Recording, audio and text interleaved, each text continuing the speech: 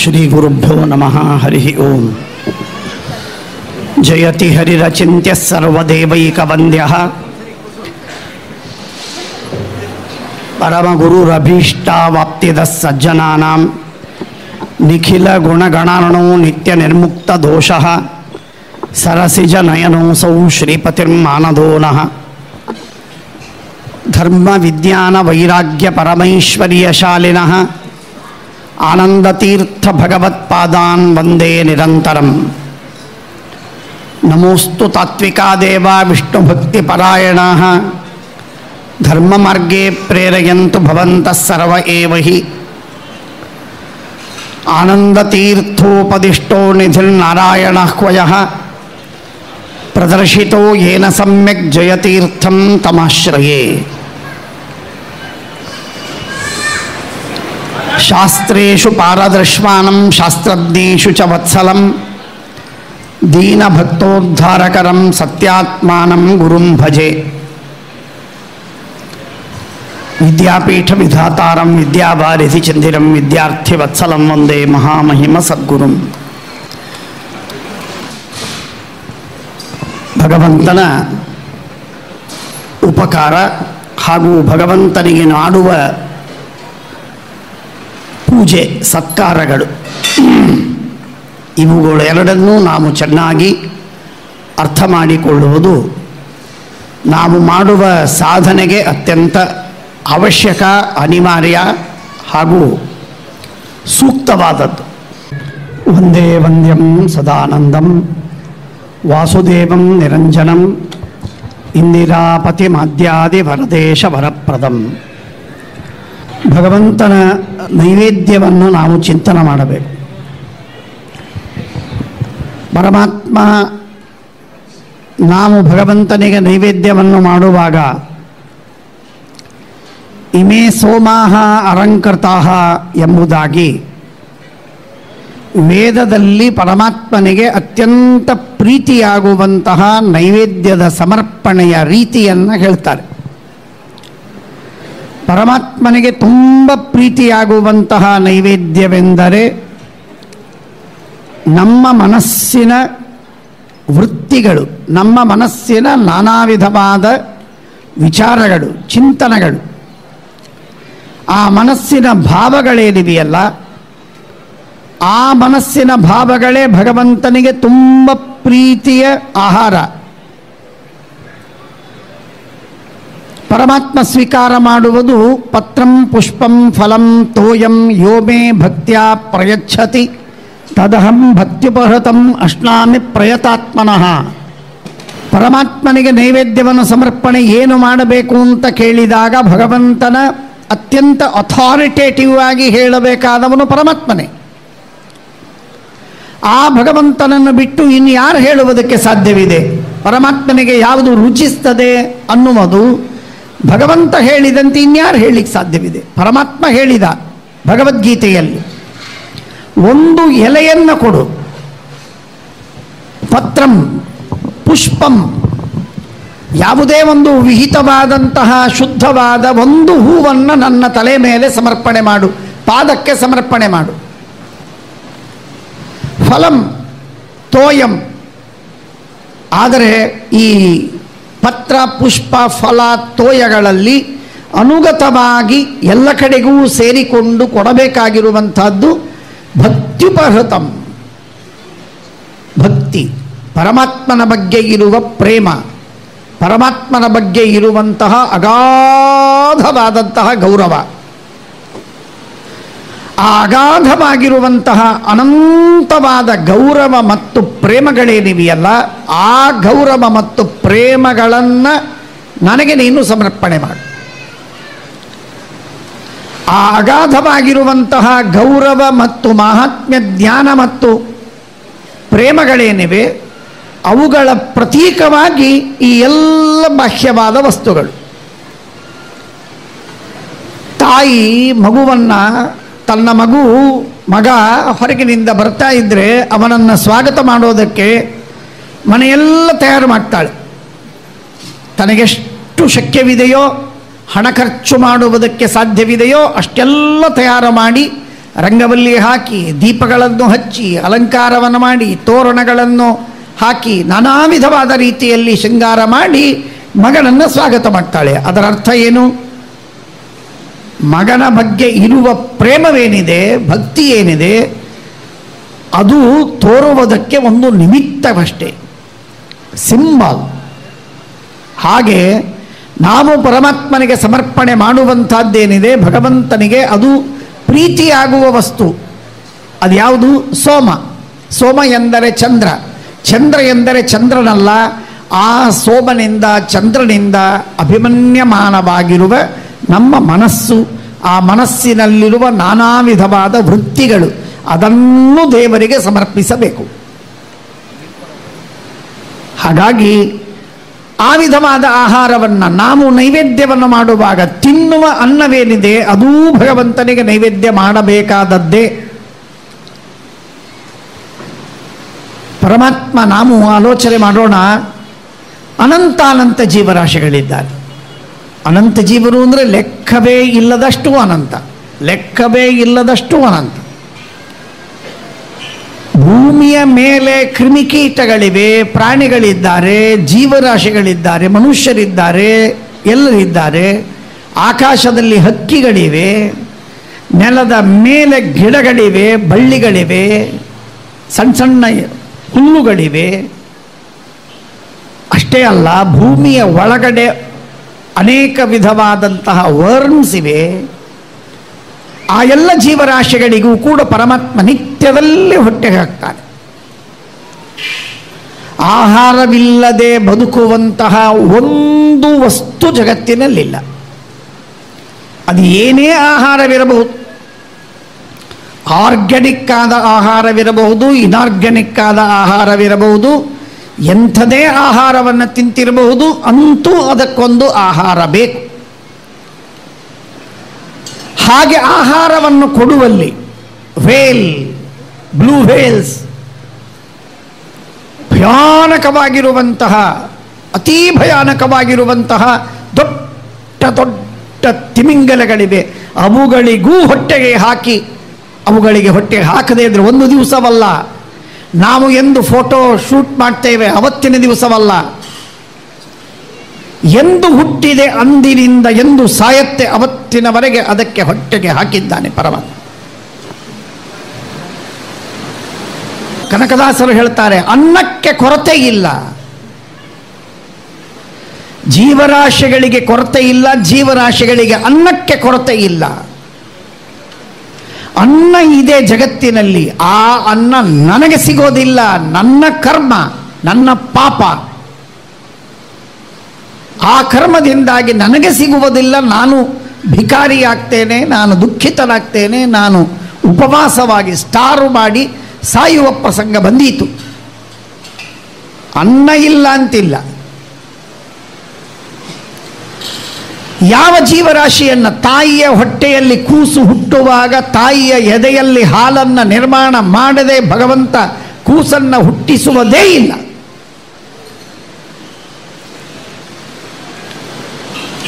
ಅನೇಕ ಬಾರಿ ನಾನು ಈ ಸಂಗತಿಯನ್ನು ಹೇಳಿದ್ದೇನೆ. ಒಬ್ಬ ವೆಟರ್ನರಿ ಡಾಕ್ಟರ್ ನನಗೆ ಹೇಳಿದಂತಹ ಮಾತದು, ನನ್ನ ಆಯುಷ್ಯದಲ್ಲಿ ನಾನು ಮರೆಯಲು ಸಾಧ್ಯವಿಲ್ಲ. ನಾಯಿಗೆ 10, 12, 15 ಕುನ್ನಿಗಳು, ಸಣ್ಣ ಸಣ್ಣ ಸಣ್ಣ ಸಣ್ಣ ಮಕ್ಕಳುಗಳು ಹುಟ್ಟತ್ತೆ. ಆ ಎಲ್ಲ ಮಕ್ಕಳಿಗೂ ಕೂಡ ಪ್ರತ್ಯೇಕವಾಗಿರುವಂತಹ ನಿಪ್ಪಲ್ ಇದೆ. ತಾಯಿಯ ಸ್ತನಕ್ಕೆ ನಾಯಿಗೆ ಅಷ್ಟು ನಿಪಲ್ಸ್ ಇವೆ. ಆಯಾ ನಿಪಲ್ಲಿಗೆ ತನ್ನ ಬಾಯಿಯನ್ನು ಹಚ್ಚಿ ಅದು ಕುಡಿತಾ ಹೋಗ್ತದೆ. ಎಂಥ ವಿಚಿತ್ರ ಅಂತಂದರೆ, ಯಾವ ನಾಯಿ ಸಮರ್ಥವಾಗಿದೆ, ಬಲಿಷ್ಠವಾಗಿದೆ, ಆ ನಾಯಿಗೆ ಗಟ್ಟಿಯಾದ ಹಾಲು ಬರ್ತದೆ. ಆ ಗಟ್ಟಿಯಾದ ಹಾಲು ಬರುವಂತಹ ನಿಪಲ್ಲಿಗೆ ಬಾಯಿ ಹಚ್ಚಿ ಅದು ಗಟ್ಟಿಯಾದ ಹಾಲನ್ನೇ ಕುಡಿತದೆ. ಇನ್ನೊಂದು ದುರ್ಬಲವಾದಂತಹ ನಾಯಿ ಇದೆ ಫಿಸಿಕಲಿ. ಆ ಫಿಸಿಕಲಿ ದುರ್ಬಲವಾದ ನಾಯಿ ಎಂದಿಗೂ ಈ ಗಟ್ಟಿಯಾದ ಹಾಲು ಬರುವ ನಿಪ್ಪಲ್ಲಿಗೆ ತನ್ನ ಬಾಯಿಯನ್ನು ಹಚ್ಚಿ ಹಾಲು ಕುಡಿಯುವುದಿಲ್ಲ. ಎಲ್ಲಿ ಅದು ಹಾಲು ಕುಡಿಯುತ್ತೋ ಅಲ್ಲಿ ನೀರಾದ ಹಾಲು ಬರ್ತದೆ.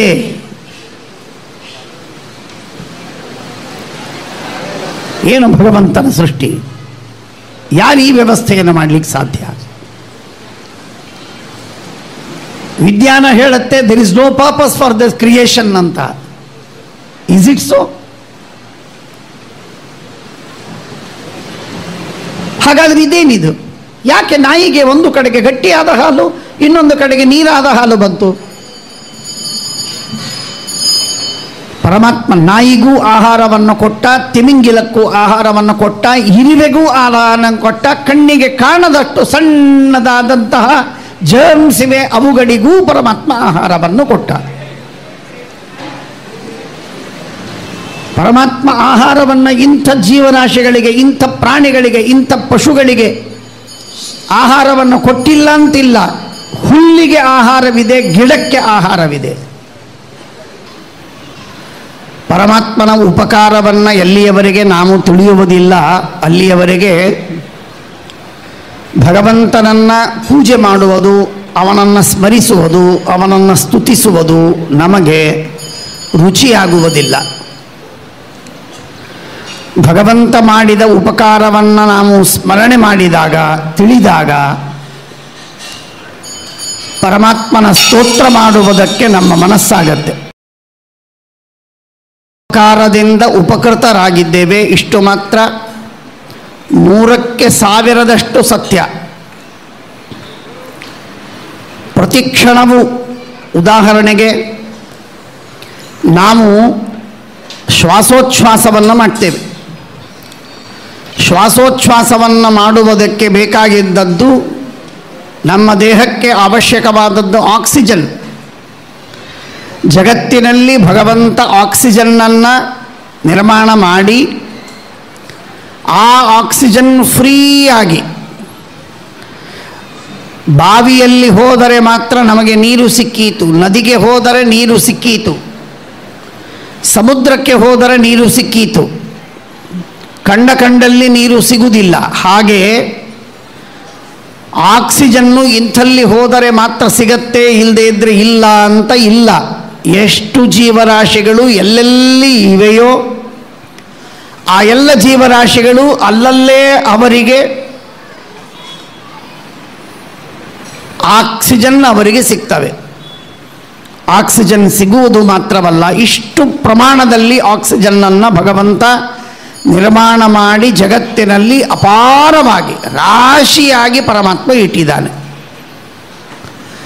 ಇಷ್ಟು ರಾಶಿಯಾಗಿ ಇಟ್ಟಂತಹ ಆಕ್ಸಿಜನ್ನು ನಮಗೆ ಫ್ರೀಲಿ ಅವೈಲಬಲ್ ಆಗಿದೆ. ಈ ರೀತಿ ಮಾಡಿದ್ದು ಭಗವಂತನ ದೊಡ್ಡದಾದ ಉಪಕಾರ. ಆಕ್ಸಿಜನ್ ಇದೆ, ಆ ಆಕ್ಸಿಜನ್ನನ್ನು ಗ್ರಹಣ ಮಾಡುವ ಶಕ್ತಿ ನಮಗಿಲ್ಲ ಅಂತಾದರೆ ಆಕ್ಸಿಜನ್ ಇದ್ದೂ ಇಲ್ಲದಿದ್ದಂತೆ. ಲಂಗ್ಸ್ ಪರಮಾತ್ಮ ಕೊಟ್ಟು ಅದು 24 ಗಂಟೆ 24 ಗಂಟೆ ಆಯುಷ್ಯ ಎಂದು ಕೂಸು ಎಂಬ್ರಿಯೋದಲ್ಲಿ ಹುಟ್ಟುವುದು ಆರಂಭವಾಯಿತೋ ಆಗಿನಿಂದ ದೇಹತ್ಯಾಗ ಮಾಡುವವರೆಗೆ ಜೀವನಿಗೆ ಶ್ವಾಸೋಚ್ಛ್ವಾಸ ಒಂದು ರಿದಿಮ್ಮಿನಲ್ಲಿ ನಡೀತಾ ಇರ್ತದೆ. ಎಂಥ ಅದ್ಭುತವಾದ ವ್ಯವಸ್ಥೆ ನೋಡಿ. ನೀನು ಮಾತಾಡು, ಊಟ ಮಾಡು, ಹರಟೆ ಹೊಡಿ, ಬೇಕಾದ್ದು ಮಾಡು, ನೀನು ಓಡು, ಮಲಗು, ಗಾಢ ನಿದ್ರೆಯಲ್ಲಿರು, ಆದರೂ ನಿನ್ನ ಶ್ವಾಸೋಚ್ಛ್ವಾಸ ತಪ್ಪುವುದಿಲ್ಲ. ಈ ರೀತಿಯಾಗಿ ಭಗವಂತ ಮಾಡಿಕೊಟ್ಟದ್ದು. ಈ ಶ್ವಾಸೋಚ್ಛ್ವಾಸವನ್ನು ಈ ರೀತಿ ಮಾಡುವುದು ಮಾತ್ರವಲ್ಲದೇನೆ, ಆ ಶ್ವಾಸೋಚ್ಛ್ವಾಸವನ್ನು ಗ್ರಹಣ ಮಾಡುವುದಕ್ಕೆ ಆ ಆಕ್ಸಿಜನ್ನಲ್ಲಿ ಏನೊಂದು ಪ್ರೆಷರ್ ಬೇಕಲ್ಲ, ಆ ಪ್ರೆಷರನ್ನು ಪರಮಾತ್ಮ ಮೇಂಟೈನ್ ಮಾಡಿದ್ದಾನೆ. ಭಾರಿ ವಿಚಿತ್ರವಾದ ಪ್ರೆಷರು. ಬಹಳ ಹೆಚ್ಚಿಲ್ಲ, ಬಹಳ ಕಡಿಮೆ ಇಲ್ಲ. ಆ ಎಲ್ಲ ಆಕ್ಸಿಜನ್ನಿಗೆ ಅಷ್ಟು ಪ್ರೆಷರ್ ಬರುವುದಕ್ಕೆ ಗ್ರಾವಿಟೇಷನಲ್ ಫೋರ್ಸನ್ನು ಕೂಡ ನಿಮಿತ್ತ ಮಾಡಿ ಭಗವಂತ ಇಟ್ಟದ್ದು. ಬದರಿಗೆ ಹೋದರೆ ಅನೇಕರಿಗೆ ಶ್ವಾಸದ ತೊಂದರೆ ಆಗತ್ತೆ. ಶ್ವಾಸದ ತೊಂದರೆ ಆದರೆ ಯಾಕೆ ಅಂದರೆ ಅಷ್ಟು ಗಾಸ್ ಮಾಡುವಂತಹ ಪ್ರಸಂಗ ಬರುತ್ತೆ. ಆ ಪ್ರೆಷರ್ ಕಮ್ಮಿ ಇದೆ ಹೊರಗಡೆ, ಹಾಗಾಗಿ ಲಂಗ್ಸ್ ಹೆಚ್ಚು ಸ್ಟ್ರೇನ್ ಮಾಡಿಕೊಳ್ಳದ ಹೊರತು ಶ್ವಾಸೋಚ್ಛ್ವಾಸ ಮಾಡಲು ಸಾಧ್ಯವಿಲ್ಲ. ಇಷ್ಟು ಮಾತ್ರವಲ್ಲ, 18% ಆಕ್ಸಿಜನ್ನನ್ನು ಭಗವಂತ ಇಟ್ಟಿದ್ದಾನೆ ಇಡೀ ಜಗತ್ತಿನಲ್ಲಿ ಒಂದು ಲೆವೆಲ್ಲಿನವರೆಗೆ. ಆ 18% ಆಕ್ಸಿಜನ್ನನ್ನು ಬಿಟ್ಟು ಅದು 40% ಮಾಡಿದರೆ ಎಲ್ಲ ಭಸ್ಮವಾದೀತು, ಎಲ್ಲ ಭಸ್ಮವಾದೀತು. ಆ 18% ಬಿಟ್ಟು ಪರಮಾತ್ಮ 3, 2, 5% ಇಟ್ಟು ಬಿಟ್ಟರೆ ಯಾರೂ ಬದುಕೋದು ಸಾಧ್ಯವಿಲ್ಲ, ಎಲ್ಲರೂ ಸತ್ತು ಹೋಗ್ಬೇಕಟ್ಟೆ. ಇದು ಒಂದೇ ಒಂದು ಸಾಕು. ಭಗವಂತನ ವಿಚಿತ್ರವಾದ ಅಚಿಂತ್ಯವಾದ ಶಕ್ತಿ, ಅದ್ಭುತವಾದ ಕರುಣೆ, ಅಪಾರವಾಗಿರುವಂಥದ್ದು ಎಲ್ಲರಿಗೆ, ಒನ್ ಆ್ಯಂಡ್ ಆಲ್. ಕ್ರಿಮಿಗಳಿಗೆ, ಕೀಟಗಳಿಗೆ, ಪ್ರಾಣಿಗಳಿಗೆ, ಪಶುಗಳಿಗೆ, ಪಕ್ಷಿಗಳಿಗೆ, ಜಲಚರಕ್ಕೆ, ಎಲ್ಲದಕ್ಕೂ ಕೂಡ ಏನು ಬೇಕು ಅದನ್ನು ಭಗವಂತ ಒದಗಿಸಿ ಕೊಡ್ತಾನೆ. ಅಲ್ಲಲ್ಲಿ ಇದ್ದಲ್ಲೇ ಯಾರು ದೇವಸ್ಥಾನಕ್ಕೆ ಬಂದು ಆಕ್ಸಿಜನ್ನನ್ನು ಪಡೆದು ಹೋಗಬೇಕಾಗಿಲ್ಲ. ಹೀಗೆ ಭಗವಂತ ಈ ರೀತಿಯಾಗಿ ಪರಮಾತ್ಮ ನೈಟ್ರೋಜನ್ನು ಇಷ್ಟು ಲೆವೆಲ್ಲಿರಬೇಕು, ಆಕ್ಸಿಜನ್ನು ಇಷ್ಟಿರಬೇಕು ಎನ್ನುವಂತಹ ವ್ಯವಸ್ಥೆಯನ್ನೇನು ಮಾಡಿದ್ದಾನೆ ಭಗವಂತ, ಇದು ಮನುಷ್ಯ ಬದುಕುವುದಕ್ಕೆ ಅತ್ಯಂತ ಅನಿವಾರ್ಯವಾದಂತಹ ಆ ಉಪಕಾರಗಳನ್ನು ಪರಮಾತ್ಮ ಶಾಶ್ವತವಾಗಿ ಎಷ್ಟು ವರ್ಷ ನಾವು ಮೇಂಟೈನ್ ಮಾಡ್ತೇವೆ, 24ಕ್ಕೆ ಇಟ್ಟು ಆಕ್ಸಿಜನ್ ಏರ್ ಕಂಡೀಷನ್ನನ್ನು ಮೇಂಟೈನ್ ಮಾಡ್ತೇವೆ ಎಷ್ಟು ದಿವಸಗಳವರೆಗೆ. ಆದರೆ ಭಗವಂತ ಮಾಡಿದಂತಹ ಈ ಆಕ್ಸಿಜನ್ನಿನ ಮೇಂಟೈನ್ ಮಾಡಿದದ್ದೇನಿದೆಯಲ್ಲ, ಲಕ್ಷ ಲಕ್ಷ ಕೋಟಿ ಕೋಟಿ ವರ್ಷಗಳಿಂದ, ಅಷ್ಟು ವರ್ಷಗಳಿಂದಲೂ ಕೂಡ ಏಕಪ್ರಕಾರವಾಗಿ ಪರಮಾತ್ಮ ಮೇಂಟೈನ್ ಮಾಡಿದ್ದಾನೆ. ಇದರ ಅರ್ಥವನ್ನು ನಾವು ತಿಳಿದುಕೊಳ್ಳಬೇಕು. ಹಾಗಾಗಿ ಭಗವಂತನಿಗೆ the universe has got its own design, a direction, a desire. ಪರಮಾತ್ಮ ಅದ್ಭುತವಾದ, ದೇವರಿಲ್ಲ, ದೇವರು ನಿರ್ಮಾಣ ಮಾಡಿಲ್ಲ, ಜಗತ್ತು ತನ್ನಷ್ಟಕ್ಕೆ ತಾನೇ ನಿರ್ಮಾಣವಾಗಿದೆ, ಈ ಮಾತುಗಳನ್ನು ಹೇಳುವಂತಹ ಏನೇನೋ ವಾದಗಳಿವೆಯಲ್ಲ, ಆ ಎಲ್ಲ ವಾದಗಳು ನಮ್ಮ ವಿಶೇಷವಾಗಿ ಬಯಾಲಜಿಯಲ್ಲಿ, ನಮ್ಮ ದೇಹದಲ್ಲಿ ಫಿಸಿಯಾಲಜಿಯಲ್ಲಿ ನೋಡಿದರೆ, ಎನಾಟಮಿಯಲ್ಲಿ ನೋಡಿದರೆ ಒಂದೊಂದಕ್ಕೂ ಒಂದೊಂದು ವಿಶಿಷ್ಟವಾದ ಪ್ರಯೋಜನ ಇವತ್ತು ಅನೇಕ ವಿಜ್ಞಾನಿಗಳಿಗೆ ಗೊತ್ತಾಗದಿರಬಹುದು.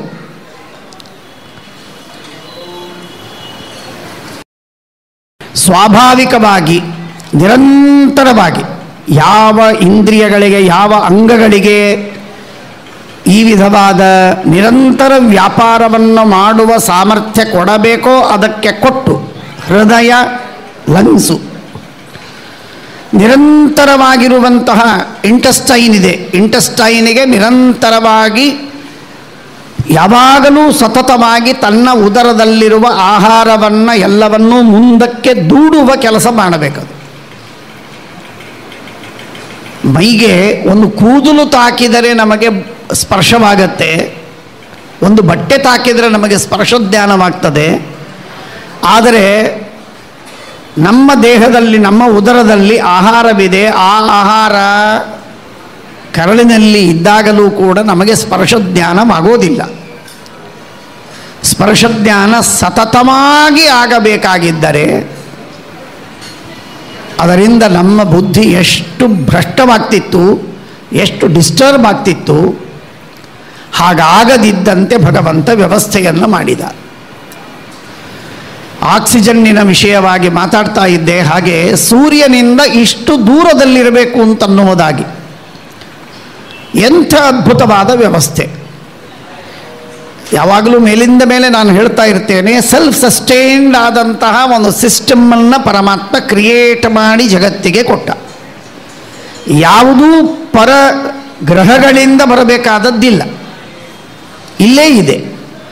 ಮಳೆಯಾಗಬೇಕು, ಸಮುದ್ರದಲ್ಲಿ ನೀರಿದೆ, ಆವೆಯಾಗತ್ತೆ, ಮೋಡವಾಗತ್ತೆ, ಮೋಡದಿಂದ ಮಳೆಯಾಗ್ತದೆ. ಮೋಡವಾಗಿ ಮಳೆಯಾದರೆ ಸಮುದ್ರ ತುಂಬತ್ತೆ, ನೀರು ತುಂಬತ್ತೆ, ಬಾವಿ ತುಂಬುತ್ತದೆ. ಗಿಡಗಳು ಬರ್ತವೆ, ಆ ಗಿಡಗಳಿಂದ ಪೃಥ್ವಿ ಮತ್ತೆ ಸಮೃದ್ಧವಾಗ್ತದೆ. ಪೃಥ್ವಿ ಮತ್ತಷ್ಟು ಅದರಲ್ಲಿ ಗಿಡಗಳಾಗ್ತದೆ, ಮತ್ತೆ ಅದು ಸಮೃದ್ಧವಾಗ್ತದೆ. ಜೀವರಾಶಿಗಳು ಹುಟ್ಟುತ್ತಾರೆ, ಸಾಯ್ತಾರೆ. ಎಲ್ಲವೂ ಪರಮಾತ್ಮ ಸೈಕಲ್ ಆಗಿ ಮಾಡಿ ಪರಮಾತ್ಮ ವ್ಯವಸ್ಥೆಯನ್ನು ಮಾಡಿಟ್ಟಿದ್ದಾನೆ. ಎಷ್ಟು ಕೋಟಿ ಕೋಟಿ, ನಿನ್ನೆ ತಾನೇ ನಾನು ಹೇಳ್ತಾ ಇದ್ದೆ, ಕೋಟಿ ಕೋಟಿ ಅಲ್ಲ, ಬಿಲಿಯನ್ ಟ್ರಿಲಿಯನ್ ಜನ ಹುಟ್ಟಿದರೂ ಕೂಡ ಕೇವಲ ಮಾನವರು ಮಾತ್ರವಲ್ಲ ಊಟ ಮಾಡೋರು. ಮಾನವರಷ್ಟೇ ಊಟ ಮಾಡ್ತಾರಾ? ಪ್ರಾಣಿಗಳಿಲ್ವಾ? ಮೀನುಗಳಿಲ್ವಾ? ಹಕ್ಕಿಗಳಲ್ವಾ? ಕ್ರಿಮಿಗಳು, ಅವುಗಳಿಗೆ ಆಹಾರ ಬೇಡ? ಆ ಎಲ್ಲ ಆಹಾರವನ್ನು ಪರಮಾತ್ಮ ಅವರವರಿಗೆ ಯೋಗ್ಯವಾದ ಆಹಾರವನ್ನು ಒದಗಿಸಿಕೊಟ್ಟ ಪರಮಾತ್ಮ. ಸಹಯಜ್ಞ ಪ್ರಜಾಸೃಷ್ಟ ಪುರೋವಾಚ ಪ್ರಜಾಪತಿ ಅನೇನ ಪ್ರಸವಿಷ್ಯಧ್ವಂ ಏಷವೋಸ್ತ್ವಿಷ್ಟಕಾಮಧು ದೇವಾನ್ ಭಾವಯತಾನೇನ ತೇ ದೇವಾ ಭಾವಯಂತು ವಹ ಅಂತ ಹೇಳಿದಂತೆ ಪರಮಾತ್ಮ ಒಂದು ಜೀವರಾಶಿ ಗರ್ಭದಲ್ಲಿ ಒಂದು ಕೂಸು ಮೂಡಿದೆ ಅಂತಂದ ತಕ್ಷಣಕ್ಕೆ ತಾಯಿಯ ಎದೆಯಲ್ಲಿ ಹಾಲು ಬಂದು ಆ ಕೂಸಿಗೆ ಏನು ಹಾಲು ಬೇಕೋ ಆ ಹಾಲನ್ನು ಪರಮಾತ್ಮ ನಿರ್ಮಾಣ ಮಾಡಿದ. ಇದನ್ನು ಭಗವಂತ ಹೇಳಿಕೊಳ್ತಾನೆ, ಪರಮಾತ್ಮ ಹೇಳಿಕೊಳ್ತಾನೆ. ನಾನು ಆ ಕೂಸಿಗೆ ರಕ್ಷಣೆ ಮಾಡುವುದಕ್ಕಾಗಿ ಅನ್ನ ತಿನ್ನಿಸ್ತೀರಾ, ಇಡ್ಲಿ ತಿನ್ನಿಸ್ತೀರಾ, ಪಿಜ್ಜಾ ತಿನ್ನಿಸ್ತೀರಾ? ಏನು ತಿನ್ನಿಸ್ತೀರಿ ಆ ಕೂಸಿಗೆ? ಬರೀ ನೀರು ಕುಡಿಸ್ತೀರಾ? ಏನು ಕುಡಿಸ್ತೀರಿ? ಆ ಕೂಸಿಗೆ ಏನೇನು ಸಮೃದ್ಧವಾದ ಆಹಾರಗಳು ಬೇಕೋ, ಬೋನ್ ಮ್ಯಾರೋ ಹಿಡಿದುಕೊಂಡು ಬ್ರೇನಿನವರೆಗೆ ಏನೇನು ವಸ್ತುಗಳು ಬೇಕೋ ಎಲ್ಲವನ್ನೂ ನಿರ್ಮಾಣವಾಗುವುದಕ್ಕೆ ಅವಶ್ಯಕವಾದ ಸಮಸ್ತವಾದಂತಹ ಕಂಪ್ಲೀಟ್ ಆದ ಫುಡ್ ಪರಮಾತ್ಮ ತಾಯಿಯ ಹಾಲಲ್ಲಿ ನಿರ್ಮಾಣ ಮಾಡಿಕೊಟ್ಟ. ತಾಯಿಯ ಹಾಲನ್ನು ನಿರ್ಮಾಣ ಮಾಡಿಕೊಟ್ಟ ಅಂತನ್ನುವುದಕ್ಕಾಗಿ ತಾಯಿ ಸೊರಗಿ ಸೊರಗಿ ಸೊರಗಿ ಸತ್ತೋದ್ಲು ಅಂತ ಆಗಲಿಲ್ಲ. ಪೂರ್ಣಂ ಏನದು ಪೂರ್ಣಮದಂ ಅಂತ ಇದ್ದಂತೆ ಭಗವಂತನ ಕರುಣೆಯಿಂದ ತಾಯೂ ಹೃಷ್ಟಪುಷ್ಟಳಾಗಿದ್ದಾಳೆ, ಕೂಸಿಗೂ ಆಹಾರ ಒದಗಿದೆ. ಆ ಕೂಸಿಗೆ ಆಹಾರ ಒದಗಿಸಿ ಪರಮಾತ್ಮ ಆ ಕೂಸಿಗೆ ಕುಡಿಯುವ ಶಕ್ತಿ ಇಲ್ಲ ಅಂತಾದರೆ, ಕೂಸಿಗೆ ಕೈಯಿಂದ ನಾವು ಬಟ್ಟು ಕೊಟ್ಟರೆ ಕೈಯಲ್ಲಿ ಹಿಡಿಲಿಕ್ಕಾಗುವುದಿಲ್ಲ, ಆ ಚಿಕ್ಕ ವಯಸ್ಸಿಗೆ, ಆ ಸಣ್ಣ ಕೂಸಿಗೆ. ಅಂಥ ಕೂಸು ಬಾಯಲ್ಲಿ ನಿಪ್ಪಲ್ ಹಾಕಿದಾಗ ಹಾಲನ್ನು ಕುಡಿಯುವುದು ಸಾಮರ್ಥ್ಯವಿದೆ. ಅಷ್ಟು ಸಂಸ್ಕಾರವನ್ನು ಪರಮಾತ್ಮ ಪೂರ್ವ ಜನ್ಮದಿಂದ ಆ ಸಂಸ್ಕಾರವನ್ನು ತಂದೊದಗಿಸ್ತಾನೆ ಅಂತ ಶ್ರೀಮದ್ ಆಚಾರ್ಯರು ಅನುವ್ಯಾಖ್ಯಾನ ಗೀತಾಭಾಷ್ಯಾದಿಗಳಲ್ಲಿ ನಮಗೆ ತಿಳಿಸ್ತಾರೆ. ಇದು ಭಗವಂತ ಮಾಡುವಂತಹ ಪರಮೋಪಕಾರ. ಕೈಯಲ್ಲಿ ಪೆನ್ನು ಕೊಟ್ಟರೆ ಬರೀಲಿಕ್ಕಾಗತ್ತಾ? ಇಲ್ಲ. ಬಟ್ಟು ಕೊಟ್ಟರೆ ಬಟ್ಟು ಹಿಡಿಯತ್ತಾ? ಇಲ್ಲ. ಕಣ್ಣು ತೆರೆದು ನೋಡ್ಲಿಕ್ಕಾಗುವುದಿಲ್ಲ ಕೂಸಿಗೆ. ಮೊದಲೇ 1 ವಾರ 2 ವಾರ 3 1 ತಿಂಗಳವರೆಗೆ. ಆದರೆ ಕೂಸು ಹಾಲು ಕುಡಿಯುವುದು ಮಾತ್ರ ತಪ್ಪುವುದಿಲ್ಲ, ಹಾಲು ಕುಡಿಯುವುದನ್ನು ಮಾತ್ರ ಬಿಡುವುದಿಲ್ಲ. ಏನದು? ಆ ಟೆಕ್ನಿಕ್ ಹೇಗೆ ಗೊತ್ತಾಯಿತು? ಯಾರು ಕಲಿಸಿಕೊಟ್ರು? ಆ ಟೆಕ್ನಿಕ್ ಹೇಗೆ ಗೊತ್ತಾಯ್ತು? ಯಾರು ತಿಳಿಸಿಕೊಟ್ರು? ಪರಮಾತ್ಮ ಕರುಣಾಮಯನಾದ ಭಗವಂತ ಕೂಸು ಬದುಕಬೇಕು ಅಂತನ್ನುವುದಾಗಿ ಭಗವಂತನ ಸಂಕಲ್ಪವಿದೆ. ಆ ಸಂಕಲ್ಪಕ್ಕನುಗುಣವಾಗಿ ಭಗವಂತ ಯಾವ ಯಾವ ಸಂಸ್ಕಾರಗಳು ಅವಶ್ಯಕವೋ ಅಷ್ಟು ಸಂಸ್ಕಾರಗಳನ್ನು ಉದ್ಬುದ್ಧಗೊಳಿಸಿ ಪರಮಾತ್ಮ ವ್ಯವಸ್ಥೆಯನ್ನು ಮಾಡ್ತಾರೆ. ಕಣ್ಣಿನಿಂದ ನಾವು ನೋಡ್ತೇವೆ, ಬಣ್ಣವನ್ನು ನೋಡ್ತೇವೆ, ದೂರ ಎಷ್ಟು ಅಂತ ಗೊತ್ತಾಗತ್ತೆ, ಆಳ ಎಷ್ಟಿದೆ ಅಂತ ಗೊತ್ತಾಗತ್ತೆ, ಎತ್ತರ ಏನಿದೆ ಅಂತ ತಿಳಿತದೆ. ತಕ್ಷಣಕ್ಕೆ ಎಷ್ಟು ಪ್ರಕಾಶವಿದ್ದರೂ ಕೂಡ ಕ್ಷಣದಲ್ಲಿ ಅಡ್ಜಸ್ಟ್ ಆಗತ್ತೆ ಕಣ್ಣು. ಭಾರಿ ಕತ್ತಲು, ಭಾರಿ ಬೆಳಕು, ಕ್ಷಣದಲ್ಲಿ ವ್ಯತ್ಯಾಸಗಳಾದರೂ ಕಣ್ಣು ಅಷ್ಟನ್ನು ಅಡ್ಜಸ್ಟ್ ಮಾಡಿಕೊಳ್ತದೆ. 10 ಲಕ್ಷ ನರಗಳನ್ನು, ನ್ಯೂರಾನ್ಗಳನ್ನು ಪರಮಾತ್ಮ ಕಣ್ಣಿನ ಹಿಂದೆ ಇಟ್ಟು ನಮ್ಮನ್ನು ಕಾಪಾಡ್ತಾರೆ. ಪ್ರತಿಯೊಬ್ಬ ಜೀವರಾಶಿಗಳಿಗೆ, ಬುದ್ಧಿವಂತನಿಗೆ ಮಾತ್ರವಲ್ಲ, ಐನ್ಸ್ಟೀನ್ನಿಗೆ ಮಾತ್ರವಲ್ಲ, ಎಡ್ಮಂಡ್ ಬರ್ಕನಿಗೆ ಮಾತ್ರವಲ್ಲ, ವಿನ್ಸ್ಟನ್ ಚರ್ಚಲ್ಲಿಗೆ ಮಾತ್ರವಲ್ಲ, ಕಾಳಿದಾಸನಿಗಲ್ಲ, ಪತಂಜಲಿಗಲ್ಲ, ಭಿಕ್ಷುಕನಿಗೂ ಕೂಡ ಪರಮಾತ್ಮ ಇಷ್ಟೇ ಕಣ್ಣನ್ನು ಕೊಟ್ಟಿದ್ದಾನೆ. ಭಗವಂತನ ಅನುಗ್ರಹ ಪ್ರತಿಯೊಬ್ಬರಿಗೆ ಸಮಾನವಾಗಿದೆ. ಎಷ್ಟು trillions and trillions of cells, ಇಷ್ಟೆಲ್ಲ ಸೆಲ್ಲುಗಳು ಕೂಡ ಒಂದೇ ಒಂದು ಕಡೆಗೆ ಸುಭದ್ರವಾಗಿ ಒಂದು ಕಡೆಗೆ ಬ್ರೇನಿನಲ್ಲಿ ಉಳಿದು ಅವು ನಿತ್ಯದಲ್ಲಿ ಹುಟ್ಟಬೇಕು, ನಿತ್ಯದಲ್ಲಿ ಇಷ್ಟು ಸಾಯಬೇಕು, ಇಷ್ಟಿಷ್ಟು ಕೆಲಸವನ್ನು ಮಾಡಬೇಕು, ಇಂತಿಂಥ ಪೊರ್ಷನ್ನುಗಳಲ್ಲಿ ಈ ವಿಧವಾದಂತಹ ವ್ಯವಸ್ಥೆ ಆಗಬೇಕು ಅಂತ ಹೇಳಿ ಫ್ರೆನಾಲಜಿ ಹೇಳುವಂತೆ ವ್ಯವಸ್ಥೆಯನ್ನು ಮಾಡಿಕೊಡುವುದು ಭಗವಂತನ ಅದ್ಭುತವಾದ ವ್ಯವಸ್ಥೆ. ಬ್ರೇನು ಬಹಳ ಸೂಕ್ಷ್ಮವಾದದ್ದು. ನಮ್ಮ ಪಕ್ಕದಲ್ಲೇ ಒಬ್ಬ ದೊಡ್ಡ ನ್ಯೂರಾಲಜಿಸ್ಟ್ ಕೂತಿದ್ದಾರೆ. ದೇವರ ವಿಶಿಷ್ಟ ಭಕ್ತರು, ಸ್ವಾಮಿಗಳ ಮಹಾಭಕ್ತರವರು. ಇಲ್ಲೇ ನಮ್ಮ ಪಕ್ಕದಲ್ಲಿ ಡಾಕ್ಟರ್ ಮನೋಜ್ ಹುನ್ನೂರ್ ಅವರು ಬಂದಿದ್ದಾರೆ. ಅವರ ಸಾಕ್ಷಿಯಾಗಿ ನಾನು ಹೇಳ್ತಾ ಇದ್ದೇನೆ. ಇಷ್ಟು ಇದ್ದರೂ ಕೂಡ ಪರಮಾತ್ಮ ಭಗವಂತ ಎಲ್ಲರಿಗೆ ಏನು ಅದ್ಭುತವಾದಂತಹ ಆ ಬ್ರೇನಿನ ಡೆವಲಪ್ ಆಗುವ ಕ್ರಮ, ಎಂಬ್ರಿಯೋದಲ್ಲಿ ಹಿಡಿದುಕೊಂಡು 90 ವರ್ಷ 100 ವರ್ಷಗಳವರೆಗೆ ಅದು ಯಾವ ರೀತಿ ಸ್ಥಿತಿಯಲ್ಲಿ ಮುಟ್ಟತ್ತೆ, ಯಾವ ರೀತಿಯಾಗಿರುತ್ತದೆ ಅಂತನ್ನುವುದು, ಹಾಗೂ ಅದರಿಂದ ಬರುವಂತಹ ಒಂದು ಮಜ್ಜಾರಜ್ಜು ಅದು ಟೇಲಿನವರೆಗೆ ಹೋಗಿ ಎಲ್ಲ ಕಡೆಗೆ ಕಾಲಿನವರೆಗೂ ಕೂಡ ಎಂಥ ಅದ್ಭುತವಾದ ವ್ಯವಸ್ಥೆ. ಕಾಲಿನಿಂದ ಡೈಕೋಟೋಮಿ 2 ಭಾಗಗಳಾಗತ್ತೆ. ಆದ್ದರಿಂದಾಗಿ ಪರಮಾತ್ಮ ಆ ಟೇಲನ್ನು ಅಲ್ಲೇ ಮುಗಿಸಿದ. ಅಲ್ಲಿಂದ ಹೋಗುವ ನರನಾಡಿಗಳೆಲ್ಲವೂ ಕೂಡ ಕಾಲಿನ ಅಂಚಿನವರೆಗೆ ಹೋಗಿ ಮುಟ್ಟಿ ಅಲ್ಲಿ ಆಗುವ ಸ್ಪರ್ಶವನ್ನು ಕೂಡ ನಮಗೆ ಅತ್ಯಂತ ವೇಗವಾಗಿ ನಮಗೆ ತಲೆಗೆ ಹೋಗ್ತದೆ, ಮುಟ್ಟುತ್ತದೆ. 0.00 ರಾದ 13 ಆದ ಮೇಲೆ 1 ಅಂದರೆ ಎಷ್ಟು ಭಾಗವೋ ಅಷ್ಟು 1 ಸೆಕೆಂಡಿನಲ್ಲಿಯೇ ಅಷ್ಟು ಭಾಗದಲ್ಲಿ ನಮಗೆ ಸಂದೇಶಗಳು, ಸೆನ್ಸಸ್ ಎಲ್ಲ ಹೋಗಿ ಬ್ರೇನಿಗೆ ತಲುಪುತ್ತೆ. ಆ ಬ್ರೇನಿನಿಂದ ಮತ್ತೆ ಸಂದೇಶಗಳು ಬರ್ತವೆ, ಅವುಗಳಿಂದ ಕಾರ್ಯವಾಗ್ತದೆ. ಕಾಲಿಗೆ ಮುಟ್ಟು ನಟ್ಟಿತು, 2ನೇ ಕ್ಷಣಕ್ಕೆ ನನ್ನ ಕೈ ಸಂದೇಶಕ್ಕೆ ಒಳಗಾಗಿ ಆ ಮುಳ್ಳನ್ನು ತೆಗೆಯುವುದಕ್ಕೆ ಪ್ರವೃತ್ತವಾಗ್ತದೆ. ಈ ವಿಧವಾದಂತಹ ಭಗವಂತನ ಉಪಕಾರಗಳು ಇಷ್ಟೆಲ್ಲ. ಇದು ಕೇವಲ ಭೌತಿಕವಾದ ಮಾತುಗಳು ಮಾತ್ರವಲ್ಲ. ಪರಮಾತ್ಮ ಆ ನಾಡಿಗಳಲ್ಲಿ, ಆ ಗಾಳಿಯಲ್ಲಿ, ಆ ಬ್ರೇನಿನ ರಕ್ಷಣೆಯನ್ನು ಮಾಡುವುದಕ್ಕಾಗಿ ಭಗವಂತ ಪರಿಪೂರ್ಣವಾದಂತಹ ಸ್ಕಲ್ಲಿನ ನಿರ್ಮಾಣ ಮಾಡಿದ. ಪೂರ್ಣ ಭದ್ರವಾಗಿರುವಂತಹ ಸ್ಕಲ್ಲನ್ನು ನಿರ್ಮಾಣ ಮಾಡಿದ. ಅದಕ್ಕಿಂತಲೂ ಸ್ವಲ್ಪ ರಫ್ ಆ್ಯಂಡ್ ಟಫ್ ಇರುವಂತಹ ಹೃದಯಕ್ಕೆ ಒಂದು ರಿಬ್ಸನ್ನು ಹಾಕಿದ. ಅಷ್ಟೂ ಅಲ್ಲದಂತಹ ಕಿಡ್ನಿ, ಇಂಟೆಸ್ಟೈನುಗಳಿಗೆ ಪರಮಾತ್ಮ ಕೇವಲ ಚರ್ಮವನ್ನು ಒದಗಿಸಿದ, ದಪ್ಪನೆಯ ಚರ್ಮವನ್ನು ಒದಗಿಸಿದ. ನಮ್ಮ ಮೈ ಮೇಲಿರುವ ಚರ್ಮದಷ್ಟು ತೆಳ್ಳಗಿಲ್ಲ ನನ್ನ ಕಾಲಿನ ಚರ್ಮ, ಕೈ ಚರ್ಮ. ಅದು ರಫ್ ಆ್ಯಂಡ್ ಟಫ್ ಆಗಬೇಕು ಅಂತನ್ನುವುದಕ್ಕಾಗಿ ಭಗವಂತ ಹಾಗೇ ಅದರ ವ್ಯವಸ್ಥೆಯನ್ನು ಮಾಡಿದ. 4 ನಿಮಿಷದಲ್ಲಿ ನಮ್ಮ ರಕ್ತ ಇಡೀ ದೇಹದಲ್ಲಿ ಅಭಿಸರಣವಾಗಬೇಕು, ಸರ್ಕ್ಯುಲೇಷನ್ ಆಗಬೇಕು ಅಂತನ್ನುವ ವ್ಯವಸ್ಥೆ ಪರಮಾತ್ಮನದು. ಪರಮಾತ್ಮನ ಈ ಸೃಷ್ಟಿ, ಈ ಅದ್ಭುತವಾದ ವಿಚಾರ ನಾನು ಮೇಲಿಂದ ಮೇಲೆ ನಾನು ಕೇಳ್ತಾ ಇರ್ತೇನೆ. ಚಿಕ್ಕ ಮಕ್ಕಳು ಯಾರಾದರೂ ಬಂದರೆ ಅವರು ಕೇಳಿದಾಗ ಅವರ ಪ್ರಶ್ನೆಗೆ ನಾನು ಪ್ರತಿಯಾಗಿ ಪ್ರಶ್ನೆ ಕೇಳ್ತೇನೆ. ನಮ್ಮ ಓವರ ಟ್ಯಾಂಕ್ ಇಲ್ಲದೇನೆ ನಮ್ಮ ಮನೆಯಲ್ಲಿ ನಳದಲ್ಲಿ ಟ್ಯಾಪಿನಲ್ಲಿ ನೀರು ಬರೋದಿಲ್ಲ. ಇದು ನಮ್ಮೆಲ್ಲರಿಗೆ ಅನುಭವ ಸಿದ್ಧ. ಆ ಓವರ ಟ್ಯಾಂಕಿನಲ್ಲಿ ನೀರು ಬರಬೇಕಾದರೆ ಕೆಳಗಿದ್ದ ನೀರನ್ನು ಪಂಪ್ ಮಾಡಬೇಕು. ಪಂಪ್ ಮಾಡದ ಹೊರತು ನೀರು ಮೇಲೆ ಹೋಗೋದಿಲ್ಲ.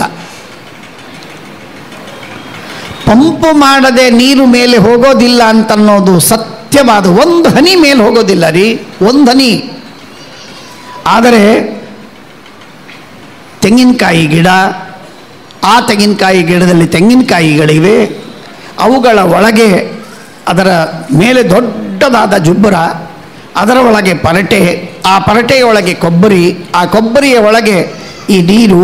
ಆ ನೀರು ಎಂಥ ಅದ್ಭುತವಾದಂತಹ ಕೆಮಿಕಲಿ ಅತ್ಯಂತ ರಿಚ್ ಆದ ನೀರು ಅಂದರೆ ಸಿಮೆಂಟನ್ನು ಅದರಲ್ಲಿ ಹಾಕಿದರೆ 6 ತಿಂಗಳವರೆಗೆ ಅದು ಸುರಕ್ಷಿತವಾಗಿರುತ್ತೆ, ಹಾಳಾಗುವುದಿಲ್ಲ. ಇಂಥ ಅದ್ಭುತವಾದಂತಹ ಆ ಕೆಮಿಕಲಿ ರಿಚ್ ಆದಂತಹ ನೀರನ್ನು ಪರಮಾತ್ಮ ತೆಂಗಿನ ನೀರಿನಲ್ಲಿ ಕೊಟ್ಟಿದ್ದಾನೆ. ಅದನ್ನು ಪಂಪ್ ಮಾಡಲಿಕ್ಕೆ ಎಲ್ಲಿ ಪಂಪ್ ಇಟ್ಟಿದ್ದಾನೆ? ಎಲ್ಲಿದೆ ಪಂಪು? ಕಾಣಿಸಲಿಲ್ಲ ನನಗೆ.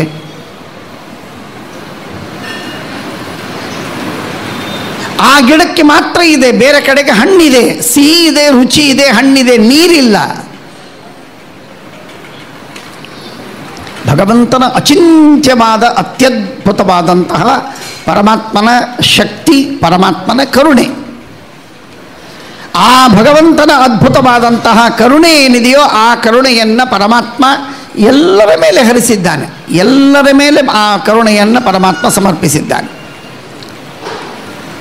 ಯಾರಿಗೂ ಈ ಕರುಣೆಯಿಂದ ವಂಚಿತನನ್ನಾಗಿ ಮಾಡಿಲ್ಲ. ಅನ್ಲೆಸ್ ಆ್ಯಂಡ್ ಅಂಟಿಲ್ ಅವರ ಕರ್ಮಗಳು ಅಡ್ಡಿಯಾಗುತ್ತವೆ. ಪ್ರಾರಬ್ಧ ಕರ್ಮಗಳಿದ್ದರೆ, ಪಾಪವಿದ್ದರೆ, ಘೋರವಾದ ಪಾಪಗಳಿದ್ದರೆ ಮಾತ್ರ ಅದಕ್ಕೆ ಅಡ್ಡಿಯಾಗತ್ತೆ. ಕಣ್ಣು ಕಾಣೋದಿಲ್ಲ, ಶ್ವಾಸೋಚ್ಛ್ವಾಸ ತೊಂದರೆಯಾಗಿದೆ, ಇತ್ಯಾದಿ ಇತ್ಯಾದಿಯಾಗಿ ನಾವು ಹೇಳ್ತೇವೆ. ಅದು ಬಿಟ್ಟರೆ ಇನ್ನು ಯಾವ ಕಾರಣಕ್ಕೂ ಕೂಡ ಮನುಷ್ಯನಿಗೆ ದುಃಖವಾಗಲಿಕ್ಕೆ ಸಾಧ್ಯವಿಲ್ಲ. ಅಷ್ಟರ ಮಟ್ಟಿಗೆ ಅದ್ಭುತವಾದ ರೀತಿಯಲ್ಲಿ ಭಗವಂತನ ನಿರ್ಮಾಣ. ಭಗವಂತ ಈ ವಿಧವಾದಂತಹ ನಿರ್ಮಾಣವನ್ನು ಮಾಡಿ ಏನು ವಿಶಿಷ್ಟವಾಗಿರುವಂತಹ ಪರಮಾತ್ಮನ ಉಪಕಾರ.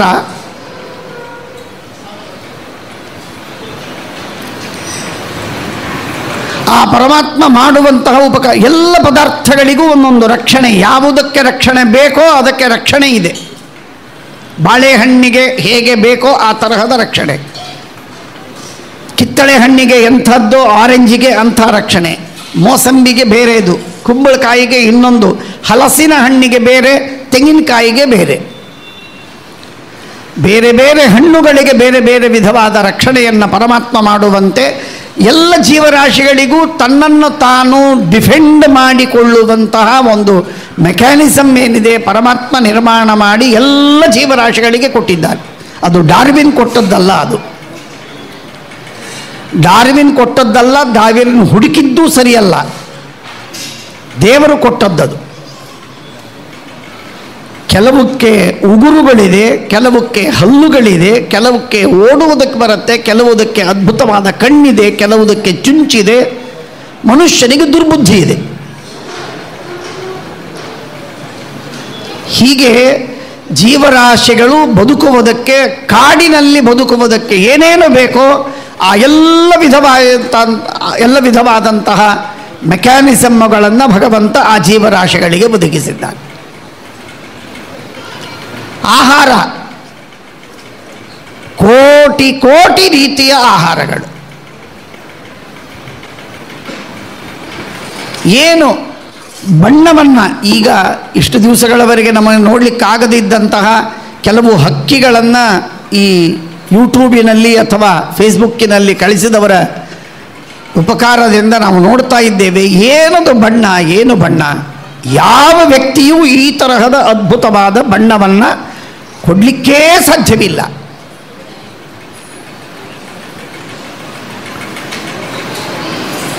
ಎಂಥ ವಿಚಿತ್ರವಾಗಿರುವಂತಹ ಹಕ್ಕಿಗಳು, ಆ ಹಕ್ಕಿಗಳ ಚುಂಚು, ಆ ಹಕ್ಕಿಗಳ ಪುಚ್ಛ, ಅವುಗಳ ಬಣ್ಣ, ಅವುಗಳ ನಾನಾ ವಿಧವಾಗಿರುವಂತಹ ಪರಮಾತ್ಮನ ಉಪಕಾರಗಳೇನಿವೆ, ಇದು ವಿಲಕ್ಷಣವಾಗಿರುವಂತಹ ಉಪಕಾರ. ಸಪ್ತಾನ್ನ ವಿದ್ಯೆಯಲ್ಲಿ ಭಗವಂತನ ಬೃಹದಾರಣ್ಯಕೋಪನಿಷತ್ತಿನ ಸಪ್ತಾನ್ನ ವಿದ್ಯೆಯಲ್ಲಿ ಶಾಸ್ತ್ರ ಹೇಳುವಂತಹ ಒಂದು ಅದ್ಭುತವಾದ ಮಾತು, ಪುರುಷೋವ ಅಕ್ಷಿತಿ. ಆಹಾರವನ್ನು ನಿರ್ಮಾಣ ಮಾಡುವಂತಹ ಭಗವಂತನಿಗೆ ಎಂದೆಂದಿಗೂ ನಾಶವಿಲ್ಲ. ಯಾಕೆಂದರೆ ಆ ಪರಮಾತ್ಮ ನಿರಂತರವಾಗಿ ಆಹಾರವನ್ನು ನಿರ್ಮಾಣ ಮಾಡುವಲ್ಲಿ ಸತತವಾಗಿ ತೊಡಗಿದ್ದಾನೆ.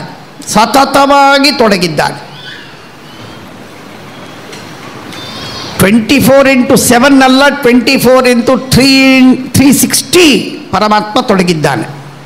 ಎಲ್ಲ ಕಾಲದಲ್ಲಿ ಎಲ್ಲರಿಗೆ ಆಹಾರ ಒದಗಬೇಕು. ಭತ್ತ, ಎಷ್ಟು ಸುಂದರವಾದ ಕಾನ್ಸೆಪ್ಟ್ ಇದೆ ನೋಡಿ. ಭತ್ತ, ಅಕ್ಕಿ ನಮಗೆ ಸಿಗುವಾಗ ಗಟ್ಟಿಯಾಗಿ ಸಿಗತ್ತೆ. ಅದನ್ನು ಮತ್ತೆ ನಾವು ನೀರಿನಲ್ಲಿ ಬೇಯಿಸಲಿಕ್ಕೆ ಇಟ್ಟರೆ ಅದು ಮೆತ್ತಗಾಗತ್ತೆ, ಅನ್ನವಾಯಿತು, ಹೊಟ್ಟೆಗೆ ಹಿತವಾಯಿತು, ಹೊಟ್ಟೆ ತುಂಬಿತು, ಪುಷ್ಟಿಯಾಯಿತು. ಎಷ್ಟು ಸತ್ಯವೋ ಆ ಭತ್ತದಲ್ಲಿ ಆ ಸಣ್ಣದಾದಂತಹ ಒಂದು ಸಣ್ಣ ರ್ಯಾಪರ್ ಇದ್ದಂತೆ ಇರುವಂತಹ ಭತ್ತ, ಆ ಭತ್ತದ ಹೊಟ್ಟಿನ ಒಳಗೆ ಒಂದು ಹನಿಯನ್ನು ಪರಮಾತ್ಮ ನಿರ್ಮಾಣ ಮಾಡ್ತಾನೆ. ಅದು ಆಕಾಶದಿಂದ ಹಾಕೋದಿಲ್ಲದು. ಆಕಾಶದಿಂದ ಭಗವಂತ ಪ್ರತಿಯೊಂದು ಹೊಟ್ಟದಲ್ಲೂ ಮಧ್ಯದಲ್ಲಿ ಒಂದೊಂದು ಹನಿಯನ್ನು ಹಾಕ್ತಾ ಹೋಗೋದಿಲ್ಲ. ಭಗವಂತ ಆ ಔಷಧಿಯೇ ತನ್ನೊಳಗೆ ತಾನು ಆ ಪದಾರ್ಥವನ್ನು ನಿರ್ಮಾಣ ಮಾಡಿ ಕೊಡ್ತದೆ. ತನ್ನೊಳಗೆ ತಾನು ನಿರ್ಮಾಣ ಮಾಡಿದಂತಹ ಆ ವಸ್ತುವನ್ನು ಭಗವಂತ ಅದನ್ನು ಗಟ್ಟಿಯಾಗುವ ತನಕ ಅದನ್ನು ಬಿಟ್ಟು ಅದಾದ ಮೇಲೆ ಗಟ್ಟಿಯಾದ ತಕ್ಷಣಕ್ಕೆ ಅದು ಕೆಳಗೆ ಬಿದ್ದು ಬಿಡಬೇಕು. ಔಷಧಿಗಳೆಲ್ಲ ಭಾಳ ದಿವಸ ನೀವು ಬಿಟ್ಟರೆ ಕೆಳಗೆ ಬಿದ್ದುಬಿಡುತ್ತೆ ಅಟ್ಟೆ. ಅದು ಅಕ್ಕಿ ಇರಲಿ, ಜೋಳ ಇರಲಿ, ಗೋಧಿ ಇರಲಿ.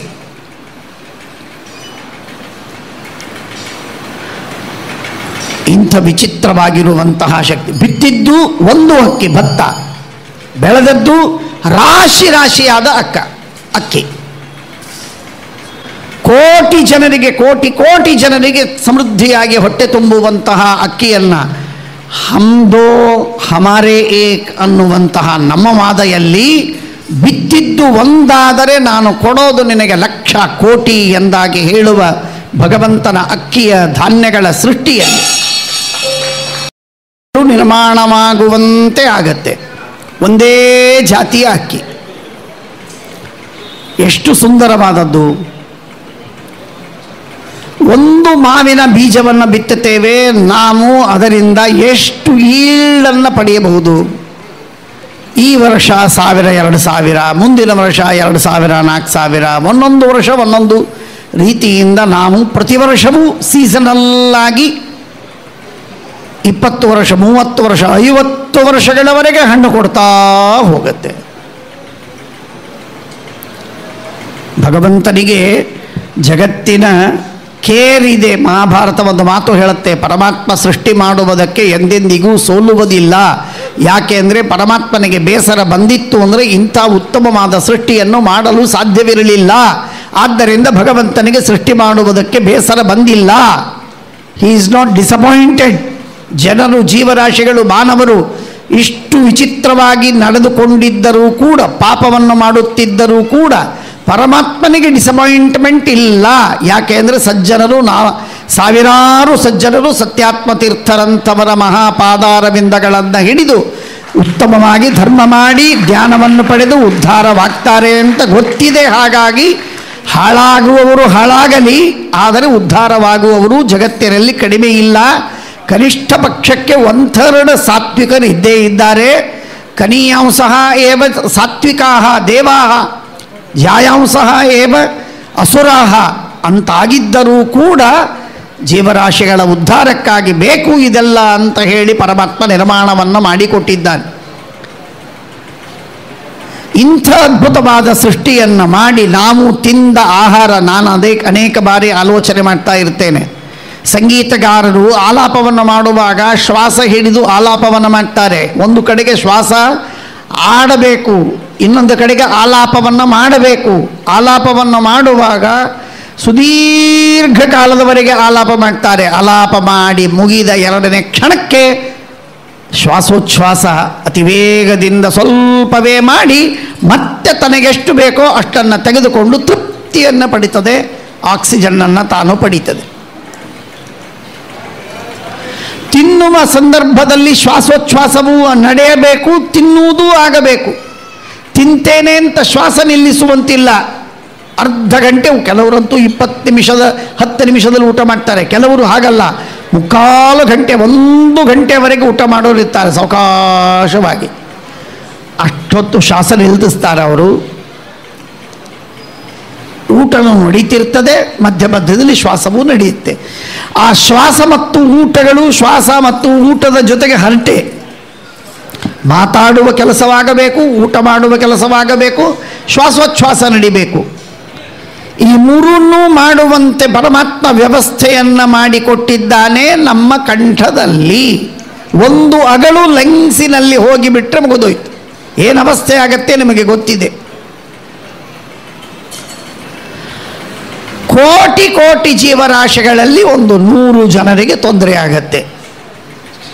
ಅನಂತ ಜೀವರಾಶಿಗಳಲ್ಲಿ 1000 ಜನರಿಗೆ ತೊಂದರೆ ಇದೆ. ಉಳಿದವರಿಗೆ ಯಾರಿಗೆ ಸಮಸ್ಯೆ ಇಲ್ಲ. ಇಂಥ ರೀತಿಯಲ್ಲಿ ಭಗವಂತ ವ್ಯವಸ್ಥೆಯನ್ನು ಮಾಡಿಕೊಡ್ತಾನೆ. ಪರಮಾತ್ಮ ಎಲ್ಲ ಜೀವರಾಶಿಗಳಿಗೆ ಕೆಲವು ವಸ್ತುಗಳು 1 ದಿವಸ ಬದುಕುವುದಾದರೆ, ಕೆಲವು ವಸ್ತುಗಳು ವರ್ಷಗಳವರೆಗೆ ಉಳಿಯುವಂಥ ಆಹಾರ. ಹಾಲು ಇವತ್ತಿದೆ, ನಾಳೆ ಕೆಟ್ಟೋಗತ್ತೆ. ಹಣ್ಣು ಒಂದು 4 ದಿವಸ, ಕೆಲವು ಹಣ್ಣುಗಳು 4 ದಿವಸ, ಕೆಲವು ಹಣ್ಣು ತಿಂಗಳವರೆಗೆ ಬದುಕತ್ತೆ. ಆಹಾರ ಧಾನ್ಯ ಧಾನ್ಯಗಳು ಇಂತಿಷ್ಟು ದಿವಸ ಬದುಕಬೇಕು. ಆ ಧಾನ್ಯಗಳು ನಮ್ಮ ದೇಹಕ್ಕೆ ಪೋಷಣೆಯಾಗಬೇಕು ಹೇಗೆ ಅಂತನ್ನೋದಕ್ಕೂ ವ್ಯವಸ್ಥೆ ಇದೆ.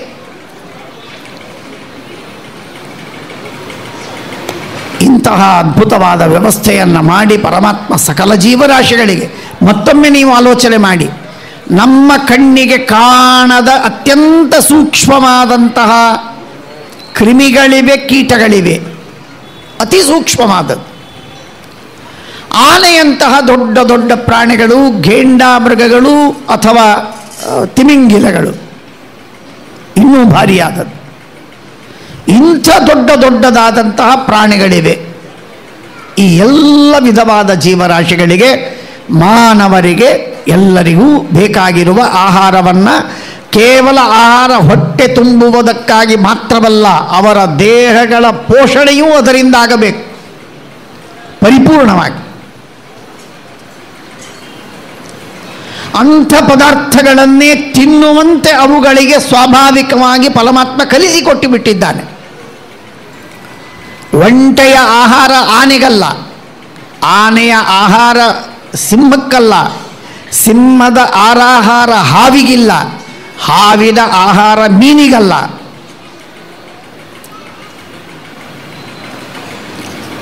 ಹೀಗೆ ಭಗವಂತ ಆಯಾ ಜೀವರಾಶಿಗಳಿಗೆ ಅಂಥಂಥ ಆಹಾರಗಳನ್ನು ಅಷ್ಟು ರೀತಿಯಿಂದ,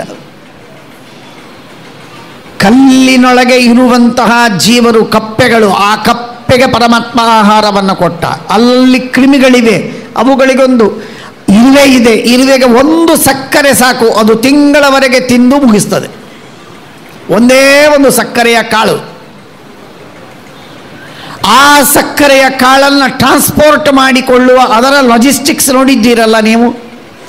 ತಲೆಯ ಮೇಲೆ ಆ ಸಕ್ಕರೆಯನ್ನು ಹೊತ್ತು ತನ್ನ ಊರಿಗೆ, ತನ್ನ ಮನೆಗೆ ಒಯ್ದು ತನ್ನ ಮಕ್ಕಳಿಗೆ, ತನ್ನ ಬಳಗದವರಿಗೆಲ್ಲ ತಿನ್ನಿಸುವ ವ್ಯವಹಾರ ವ್ಯವಸ್ಥೆ.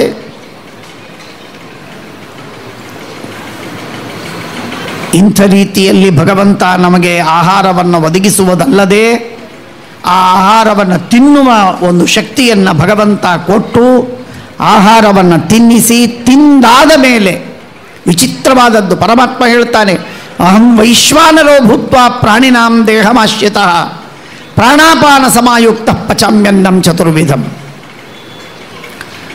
ಕರುಳುಗಳಲ್ಲಿ ಆಗುವಂತಹ ಸೀಕ್ರಿಷನ್ನುಗಳು, ಅದ್ಭುತವಾದ ಸೀಕ್ರಿಷನ್, ಸ್ವಾಭಾವಿಕವಾಗಿರುವಂತಹ ಒಂದು ಕ್ರಮ ರೀತಿ. ನಾವು ಹೊರಗೆ ಬೆಂಥ ಕಠೋರವಾದಂತಹ ಆಹಾರವನ್ನು, ಚಕ್ಕಲಿಯನ್ನು ತಿನ್ನಬಹುದು, ಬೇರೆ ಬೇರೆ ಪದಾರ್ಥಗಳನ್ನು ತಿಂದಿರಬಹುದು. ಅವುಗಳನ್ನು ಪರಮಾತ್ಮ ಒಳಗೆ ಒಂದು ಹನಿ ಸೀಕ್ರಿಷನ್ ಹಾಕಿದ ಮಾತ್ರಕ್ಕೆ ಅದೆಲ್ಲ ಸಂಪೂರ್ಣವಾಗಿ ವಿಭಾಗವಾಗಿ ವ್ಯವಸ್ಥಿತವಾಗಿ ಆಹಾರ ಪಚನವಾಗಬೇಕು. ಮಾತ್ರವಲ್ಲ, ಪಚನವಾಗಿ ಮಲವಾಗಿ ಹೊರಗೆ ಬರುವುದು ದೊಡ್ಡದಲ್ಲ, ಪಚನವಾದ ಮೇಲೆ ಅದರಲ್ಲಿರುವ ಪ್ರೋಟೀನು, ವಿಟಮಿನ್ನು, ಬೇರೆ ಬೇರೆ ಸತ್ವಗಳು ಅವೆಲ್ಲ ಬೇರೆ ಬೇರೆ ವಿಭಾಗವಾಗಿ ನಮ್ಮ ಬ್ರೇನಿನಿಂದ ಹಿಡಿದು ಎಲ್ಲ ಸೆಲ್ಲುಗಳಿಗೂ ಮುಟ್ಟುವಂತೆ ಭಗವಂತ ವ್ಯವಸ್ಥೆಯನ್ನು ಮಾಡ್ತಾನೆ. ಕೋಟಿ ಕೋಟಿ ಕೋಟಿ ಕೋಟಿ ಜೀವರಾಶಿಗಳ ಕೋಟಿ ಕೋಟಿ ಕೋಟಿ ಕೋಟಿ ಟ್ರಿಲಿಯನ್ಸ್ ಆ್ಯಂಡ್ ಟ್ರಿಲಿಯನ್ಸ್ ಅಷ್ಟು ಸೆಲ್ಲುಗಳಿಗೆ ಪರಮಾತ್ಮ ಆಹಾರವನ್ನು ಒದಗಿಸ್ತಾನೆ.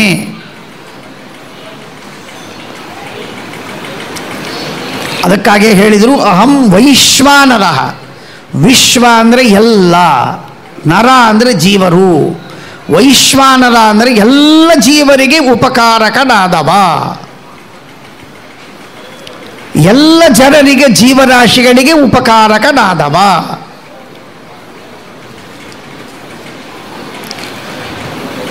ನೀರಿನ ಮಣ್ಣಿನ ಮುಖಾಂತರ, ಕ್ಲೋರೋಫಿಲ್ಲಿನ ಮುಖಾಂತರ ಗಿಡಗಳಿಗೆ ಉಪಕಾರ ಮಾಡುವಂತೆ ಆರ್ಗ್ಯಾನಿಕ್ ಆದ ಇನಾರ್ಗ್ಯಾನಿಕ್ ಆದ ಆಹಾರಗಳನ್ನು ಒದಗಿಸಿ ಜೀವರಾಶಿಗಳಿಗೆ ತಿನ್ನಿಸಿ ಅವುಗಳಿಗೆ ಪಚನವನ್ನು ಮಾಡಿ ಆ ಜೀವರಾಶಿಗಳನ್ನು ಬದುಕಿಸುವಂತಹ ಭಗವಂತನ ರೀತಿ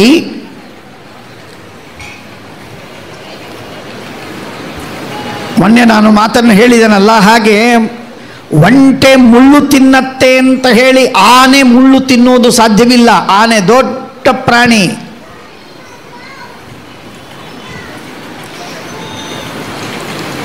ಸಾಧ್ಯವಿಲ್ಲ. ಹೀಗೆ ಆಯಾ ಪದಾರ್ಥಗಳು ಒಬ್ಬರು ಯತಿಗಳು ಒಂದು ಮಾತು ಹೇಳ್ತಾ ಇದ್ದದ್ದನ್ನು ಕೇಳಿದ್ದೇನೆ. ನಾನು ಅದನ್ನು ಕೇಳಿ ಕಂಡಿಲ್ಲ, ತಿಳಿದಿಲ್ಲ, ಓದಿಲ್ಲ. ಕೆಂಡವನ್ನು ತಿಂದು ಬದುಕುವಂತಹ ಪಕ್ಷಿಗಳಿವೆ.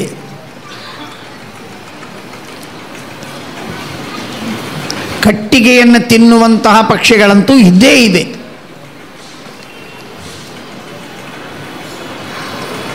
ಈ ರೀತಿಯಾಗಿರುವಂತಹ ಜೀವರಾಶಿಗಳನ್ನು ಸಮುದ್ರದ ಗರ್ಭದಲ್ಲಿ, ಅರ್ಥ್ವರ್ಮಿನ ರೂಪದಲ್ಲಿ ಭೂಮಿಯೊಳಗೆ, ಮನುಷ್ಯರನ್ನು ಭೂಮಿಯ ಮೇಲೆ, ಪಕ್ಷಿಗಳನ್ನು ಆಕಾಶದಲ್ಲಿ, ನಾಗಗಳನ್ನು ನಮ್ಮ ಶಾಸ್ತ್ರದ ಪ್ರಕಾರ ಅತ್ಯಂತ ಆಳವಾದಂತಹ ರಸಾತಲ ಪಾತಾಲಾದಿಗಳಲ್ಲಿ, ಬ್ರಹ್ಮಾದಿ ದೇವತೆಗಳನ್ನು ಬ್ರಹ್ಮಾಂಡದ ಎತ್ತರದ ಸತ್ಯಲೋಕಾದಿಗಳಲ್ಲಿ, ಇಂದ್ರಾದಿ ದೇವತೆಗಳನ್ನು ಸ್ವರ್ಗಾದಿಗಳಲ್ಲಿ ನಿಲ್ಲಿಸಿ ಅವರಿಗೆ ಅಲ್ಲಲ್ಲಿಯೇ ಆಹಾರವನ್ನು ಒದಗಿಸಿ ಪರಮಾತ್ಮ ಅನುಗ್ರಹವನ್ನು ಮಾಡ್ತಾನೆ. ಅಂತಹ ಅನುಗ್ರಹವನ್ನು ಮಾಡುವ ವಿಚಿತ್ರವಾದ ಪದಾರ್ಥಗಳನ್ನು ನಿರ್ಮಾಣ ಮಾಡಿ ಅವರಿಗೆ ಆಹಾರವನ್ನು ಒದಗಿಸುವುದು, ಉಣಿಸುವುದು, ಉಂಡನ್ನವನ್ನು ಪಚನ ಮಾಡುವುದು, ಪಚನವಾದ ಮೇಲೆ ಪೋಷಣ ಮಾಡುವುದು,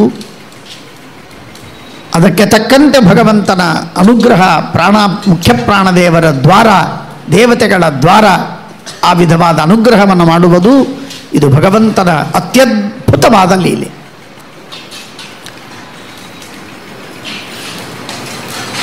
ಹೀಗೆ ಎಲ್ಲ ಜೀವರಾಶಿಗಳಿಗೆ ಹೊಟ್ಟೆಗೆ ಹಾಕ್ತಾನೆ ಅನ್ನುವ ಕಾರಣಕ್ಕಾಗಿಯೇ ಭಗವಂತನಿಗೆ ಯೋನ ಪಿತಾ ಜನಿತ ಯೋ ವಿಧಾತ. ವಿಧಾತ ಎಂದರೆ ಧಾರಣ ಪೋಷಣಕರ್ತ. ಧಾರಣವನ್ನೂ ಮಾಡ್ತಾನೆ, ಪೋಷಣೆಯನ್ನೂ ಮಾಡ್ತಾನೆ. ಯಾರಿಗೆ ಏನು ಬೇಕೋ ಅವುಗಳನ್ನು ಕೊಟ್ಟು ಭಗವಂತ ಪೋಷಣೆಯನ್ನು ಮಾಡ್ತಾನೆ. ಪ್ರಾಣಿ ಕೆಟ್ಟದ್ದಿದೆ ಅಂತ ಹೇಳಿ ನಾಗರ ಹಾವಿಗೆ ಆಹಾರವನ್ನು ಕೊಡದೇ ಇಲ್ಲ. ಚಿತ್ತ ಬಹಳ ಕೆಟ್ಟದ್ದು ಅಂತ ಹೇಳಿ ಅದಕ್ಕೆ ಆಹಾರವನ್ನು ಕೊಡದೇ ಬಿಟ್ಟಿಲ್ಲ ಭಗವಂತ. ಆಯಾ ಜೀವರಾಶಿಗಳು ತಮ್ಮ ತಮ್ಮ ಕರ್ಮಗಳಿಗೆ ಅನುಗುಣವಾಗಿ ದೇಹವನ್ನು ಪಡಿತವೆ, ಯೋನಿಯನ್ನು ಹೊಂದುತ್ತವೆ. ಅಂಥಂಥ ಯೋನಿಗಳಲ್ಲಿರುವ ಜೀವರಾಶಿಗಳಿಗೆ ಅವರವರಿಗೆ ಯೋಗ್ಯವಾಗಿರುವಂತಹ ಆಹಾರಗಳನ್ನು ಕೊಟ್ಟು ಭಗವಂತ ರಕ್ಷಿಸ್ತಾನೆ. ಎಷ್ಟೆಷ್ಟೋ ಜನ ಪಾಪವನ್ನು ಮಾಡಿದ್ದಾರೆ. ಆ ಪಾಪವನ್ನು ಮಾಡಿದ್ದರ ನಿಮಿತ್ತದಿಂದಾಗಿ ಹಾವಿನಿಂದ ಕಚ್ಚಿ ಸಾಯಬೇಕು, ಚೇಳುಗಳಿಂದ ಕಚ್ಚಿ ಸಾಯಬೇಕು, ಚಿರ್ತಕ್ಕೆ ತುತ್ತಾಗಿ ಅವು ಸಾಯಬೇಕು ಅನ್ನುವ ಕಾರಣಕ್ಕಾಗಿ ಆ ಪ್ರಾಣಿಗಳನ್ನೂ ಭಗವಂತ ರಕ್ಷಿಸಿದ್ದಾನೆ ಜಗತ್ತಿನಲ್ಲಿ.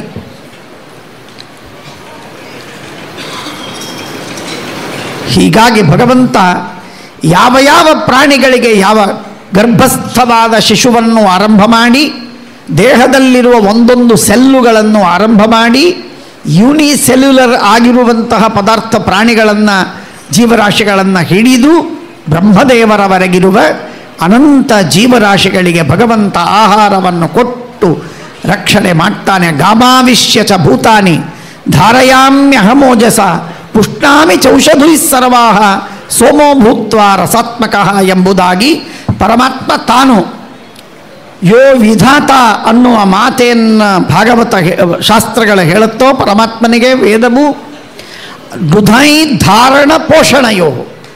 ಧಾರಣೆ ಮಾಡ್ತೇನೆ ಗಾಮಾವಿಷ್ಯ, ಪೋಷಣೆ ಮಾಡ್ತೇನೆ ಸೋಮೋಭೂತ್ವ. ಗಾಮಾವಿಷ್ಯ ಚ ಭೂತಾನಿ ಧಾರಯಾಮ್ಯಹಮೋಜಸ ಪುಷ್ಣಾಮಿ ಚ ಓಷಧಿ ಸರ್ವಾಹ ಸೋಮೋಭೂತ್ವ ರಸಾತ್ಮಕಃ. ರಸಗಳನ್ನು ತಂದು ಅವುಗಳಲ್ಲಿ ಅದ್ಭುತವಾದಂತಹ ಸೋಮವನ್ನು, ಒಂದು ಶಕ್ತಿಯನ್ನು ಕೊಡ್ತೇನೆ, ಅವುಗಳಿಂದ ಪೋಷಣವಾಗತ್ತೆ. ಒಂದೇ ಶ್ಲೋಕದಲ್ಲಿ ಪರಮಾತ್ಮ ತಾನೇ ವಿಧಾತ ಎಂಬುದಾಗಿ ಪೂರ್ವಾರ್ಧ ಉತ್ತರಾರ್ಧಗಳಲ್ಲಿ ಭಗವಂತ ಈ ತತ್ವವನ್ನು ತಿಳಿಸ್ತಾನೆ. ಹೀಗೆ ಭಗವಂತ ಮಾಡುವಂತಹ ಈ ಉಪಕಾರವನ್ನು ನಾವು ಇಷ್ಟು ಉಪಕಾರ ಮಾಡಿದ ಪರಮಾತ್ಮನಿಗೆ ನನ್ನ ಒಂದು ವಿಜ್ಞಾಪನೆ ಇದೆ. ನಿಮ್ಮೆಲ್ಲರಲ್ಲಿ ಸದ್ಭಕ್ತರು ನೀವು ಶ್ರೀಮದ್ ಆನಂದ ತೀರ್ಥ ಭಗವತ್ಪಾದಾಚಾರ್ಯರ ತತ್ವವನ್ನು ನಂಬಿದವರು, ಕೃಷ್ಣ ಹೇಳಿದ ಭಗವದ್ಗೀತೆಯ ಉಪದೇಶವನ್ನು ನಂಬುವವರು ನಿತ್ಯ ಊಟ ಮಾಡುವಾಗ ಪ್ರತಿಯೊಬ್ಬರೂ ಕೂಡ ಇವತ್ತು ಪ್ರತಿಜ್ಞೆಯನ್ನು ಮಾಡಿ, ಸತ್ಯಾತ್ಮತೀರ್ಥ ಶ್ರೀಪಾದಂಗಳವರು ಅವರಲ್ಲಿ ಸತ್ಯಪ್ರಮೋದರನ್ನು ಆರಂಭ ಮಾಡಿ ಶ್ರೀಮದ್ ಆಚಾರ್ಯರ ಪರ್ಯಂತ ಸಕಲ ಗುರುದೇವತೆಗಳಿದ್ದಾರೆ, ಅವರ ಮನಸ್ಸಿನಲ್ಲಿ ಹೃದಯದಲ್ಲಿರುವಂತಹ ಮೂಲರಾಮ ವೇದವ್ಯಾಸ ದಿಗ್ವಿಜಯರಾಮಾದಿಗಳನ್ನು ಸ್ಮರಿಸಿ ಪ್ರತಿಜ್ಞೆಯನ್ನು ಮಾಡಿ ನಿತ್ಯ ಊಟ ಮಾಡುವುದಕ್ಕಿಂತ ಪೂರ್ವದಲ್ಲಿ 10 ಸೆಕೆಂಡು ಕಣ್ಣು ಮುಚ್ಚಿ ಅನಂತ ಜೀವರಾಶಿಗಳಿಗೆ ಊಟಕ್ಕೆ ಹಾಕುವ ಭಗವಂತ ಇವತ್ತು ನನಗೂ ಅನ್ನವನ್ನು ಕೊಟ್ಟಿದ್ದಾನೆ, ಆ ಅನ್ನವನ್ನು ನಾನು ಉಣ್ಣುತ್ತಿದ್ದೇನೆ. ಆ ಅನ್ನವನ್ನು ಉಂಡು ಪರಮಾತ್ಮನ ಯಜ್ಞ, ಇದು ಕೂಡ ಆಹುತಿ, ಅದೊಂದು ದೊಡ್ಡ ವಿಷಯ. ಪ್ರಾಣಾಪಾನಂ ವ್ಯಾನೋದಾನ ಸಮಾನ ಎಂಬುದಾಗಿ ಸೂರ್ಯ, ಚಂದ್ರ, ಯಮ, ಇಂದ್ರ, ವಾಯುದೇವರು, ಹೀಗೆ ನಾನಾ ದೇವತೆಗಳನ್ನು ಅವರೆಲ್ಲರಿಗೆ ಆಹುತಿಯನ್ನು ಕೊಡುವಂತಹ ಒಂದು ಕ್ರಮ. ಅಂಥ ಅದ್ಭುತವಾದ ಕ್ರಮದಲ್ಲಿ ಪರಮಾತ್ಮನಿಗೆ ಸಮರ್ಪಣೆಯನ್ನು ಮಾಡುವುದು, ಇದು ನೈವೇದ್ಯವನ್ನು ಮಾಡಿ ಭಗವಂತನಿಗೆ ಊಟ ಮಾಡ್ತೇನೆ. ನೈವೇದ್ಯವಿಲ್ಲದೆ ಎಂದೆಂದಿಗೂ ಏನನ್ನು ತಿನ್ನುವುದಿಲ್ಲ. ನೈವೇದ್ಯ ತೀರ್ಥಗಳ ನಿಯಮವನ್ನು ಇಟ್ಟುಕೊಂಡು ಪರಮಾತ್ಮನಿಗೆ ಸಮರ್ಪಿಸಿ ಮನಸ್ಸಿನಲ್ಲಿ ಅನುಸಂಧಾನ ಮಾಡಿ ಅನಂತರವೇ ಊಟ ಮಾಡ್ತೇನೆ ಎಂಬುದಾಗಿ ಪುರುಷರು ಹಾಗೂ ಸ್ತ್ರೀಯರು ಇಬ್ಬರೂ ಕೂಡ ಪ್ರತಿಜ್ಞೆಯನ್ನು ಮಾಡಬೇಕು ಅಂತ ತಮ್ಮಲ್ಲಿ ವಿಜ್ಞಾಪನೆಯನ್ನು ಅತ್ಯಂತ ಕಳಕಳಿಯಿಂದ ಅತ್ಯಂತ ವಿನಮ್ರವಾಗಿ ನಿಮಗೆ ಆಗ್ರಹದಿಂದ ವಿಜ್ಞಾಪನೆಯನ್ನು ಮಾಡ್ತಾ ಇದ್ದೆ. ಶ್ರೀಕೃಷ್ಣ ಅರ್ಪಣಮಸ್ತು.